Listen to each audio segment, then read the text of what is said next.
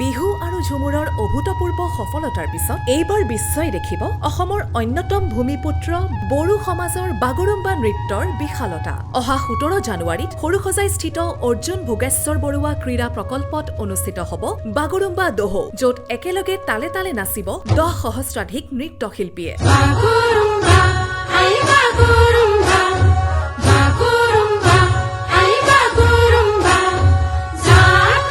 আমাৰ মাননীয় প্ৰধানমন্ত্ৰী শ্ৰী নৰেন্দ্ৰ মোদী ডাঙৰীয়াৰ উপস্থিতিত আৰু অসমৰ মাননীয় মুখ্যমন্ত্ৰী ডক্টৰ হিমন্ত বিশ্ব শৰ্মা ডাঙৰীয়াৰ প্ৰচেষ্টাত অসমৰ বিভিন্ন প্ৰান্তৰ পৰা অহা শিল্পীসকলে বাগৰুম্বা নৃত্যৰে গঢ়িব এক সোণালী ইতিহাস।